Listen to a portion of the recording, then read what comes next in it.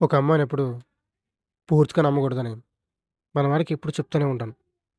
ఆ అమ్మాయి వల్లే మనవాడి జీవితంలోకి ఒక వెలుగొచ్చింది. కామెడీ చేకిన గుండెకాయ ఆ అమ్మాయి వల్లే మనవాడి జీవితం చీకటమయమయింది. వాడికి ఇలాంటి ఆలోచనలిచ్చే వాడికి నిద్ర లేకుండా జేస్తున్నాం. చెత్త నా కొడకా! గాడిది గుడ్డేం గాదు. వాడి బాడీలో మోస్ట్ పవర్‌ఫుల్ నేనే. నా వల్లే వాడికి గుర్తింపు.